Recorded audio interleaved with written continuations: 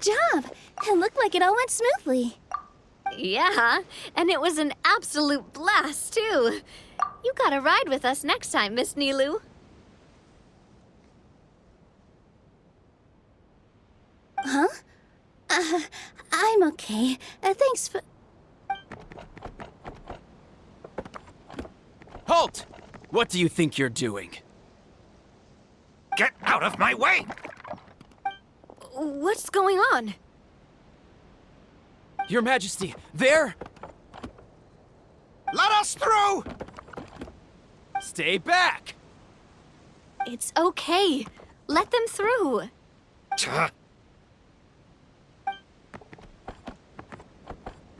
Your Majesty, could we please ask you not to turn the gear that connects up to the sky? And why is that? As you have seen, the goddess's gift is very important to us. It keeps us from harm and protects our very lives. Some of us, we just aren't ready to lose that protection. I see. I understand.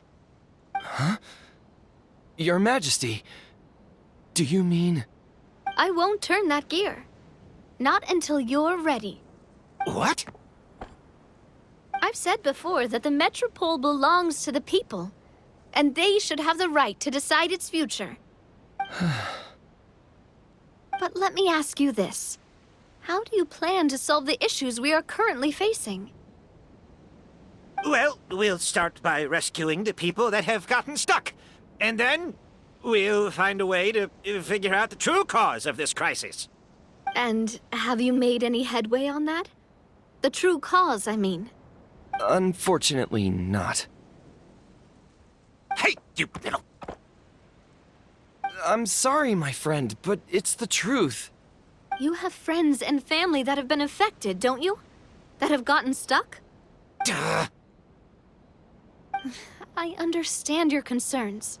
But if we let this drag on for much longer, the situation may well get worse. More and more people will be frozen by the goddess's magic. Yes, but if we turn that gear now, all the tracks in this city will disappear. I know this is a hard decision to make. But have you ever thought about why the goddess might have made things this way in the first place? Huh? Why do you think she might decide to take back her gift and stop revealing further prophecies about the future? Are you saying she has abandoned us? No. Quite the opposite, in fact. What do you mean? The goddess dearly loves this world and all the people of Simulanka. And because she loves you so much, she wants you to be able to choose your own path. Every parent hopes their child will have a happy and carefree life. But if they're overprotective, then all they'll manage to do is keep their child trapped. If a mother bird lets her baby ride on her wings for too long, her child will never learn how to fly.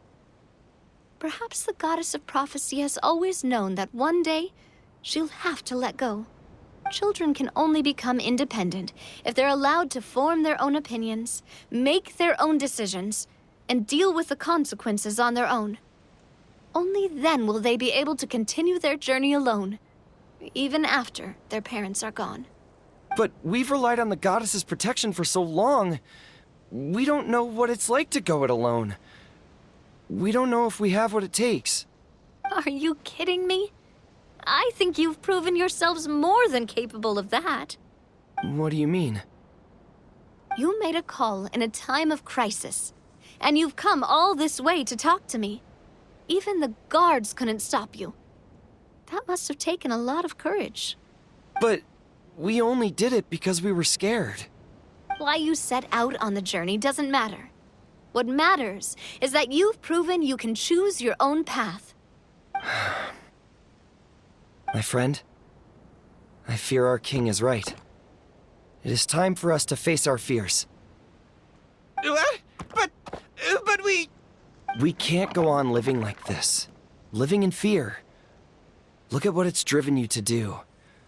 You threw away a star personally created by the goddess of prophecy herself. You once revered her more than any of us. And I think the king is right. she hasn't abandoned us. So, why don't we put our trust in her one more time?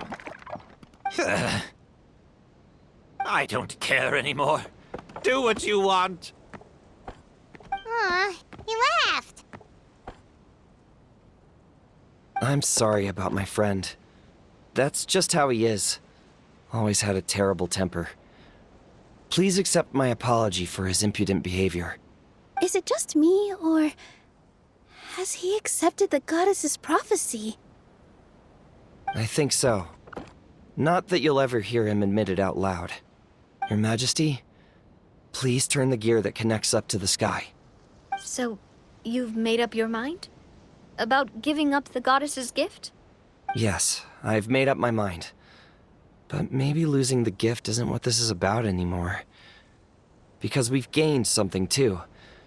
You have given us courage. Well said. I am proud of your decision.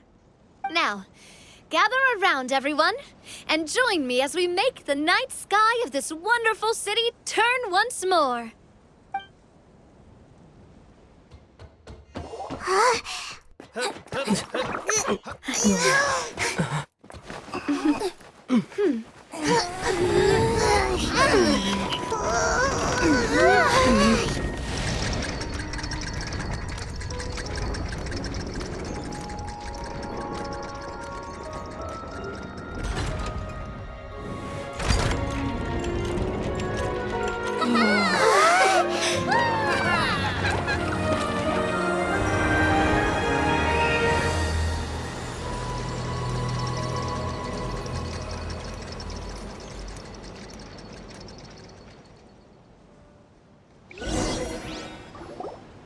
So the stars hanging in the sky, they're music notes!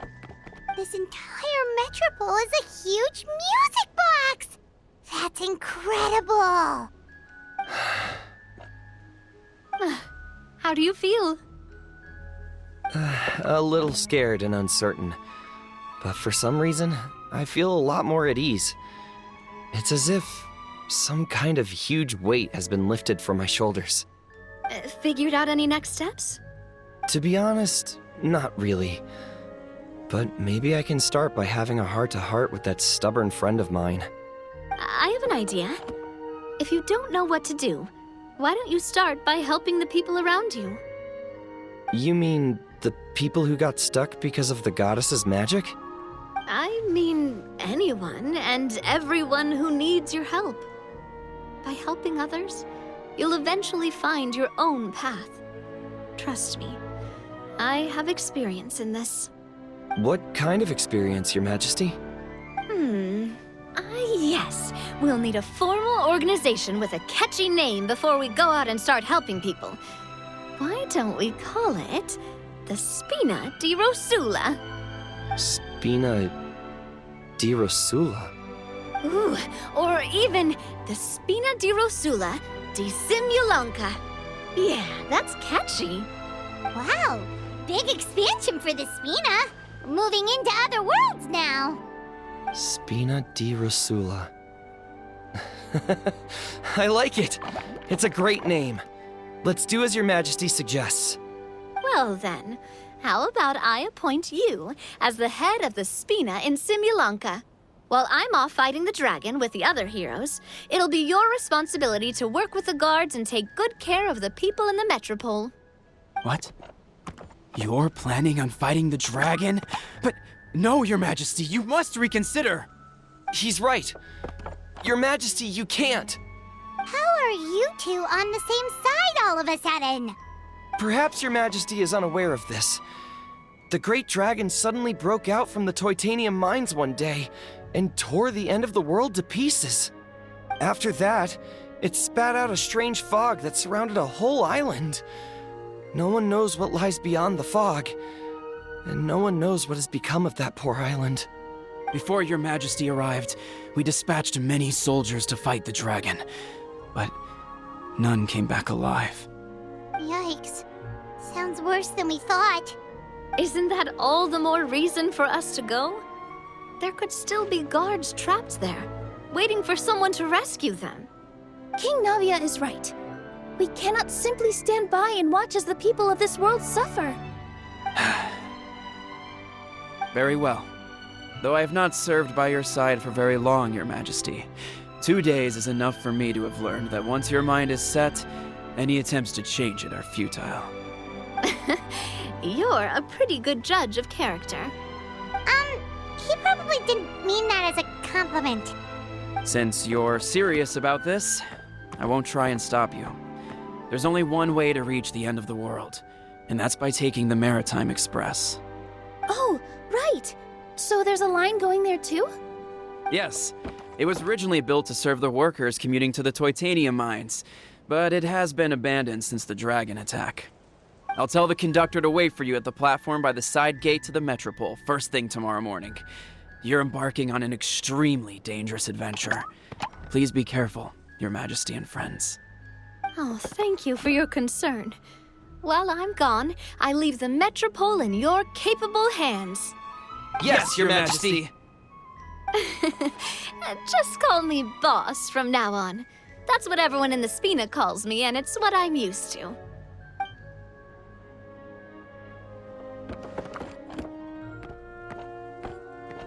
So, the plan for tomorrow is journey across the ocean, make it to the end of the world, and defeat a dragon.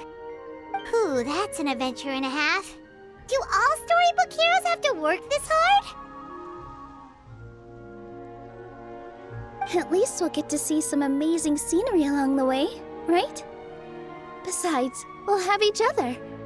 It'll be a shared experience that we'll never forget. Plus, we're pretty well equipped for a classic heroes versus dragon story.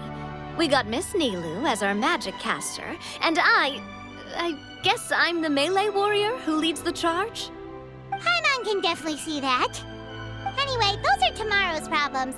Right now, all Paimon wants is to eat a proper meal, because worst case scenario, if Paimon ends up getting eaten by a dragon, she wants to do it on a full stomach. And something about the end of the world doesn't sound like a great place for food options.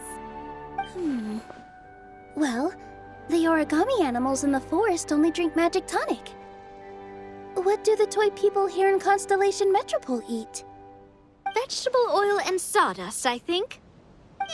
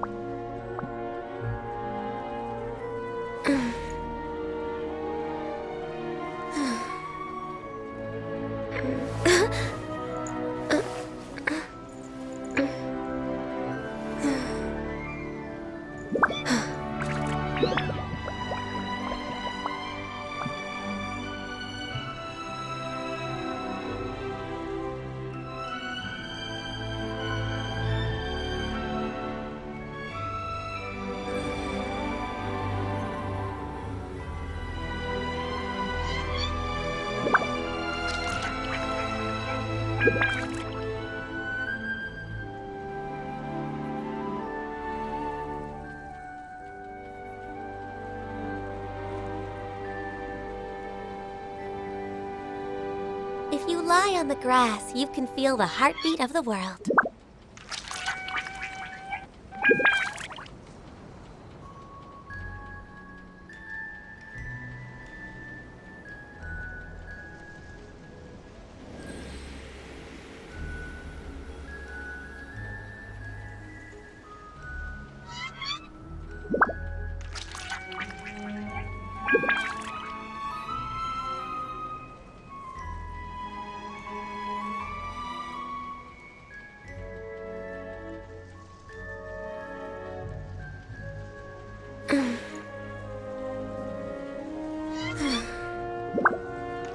We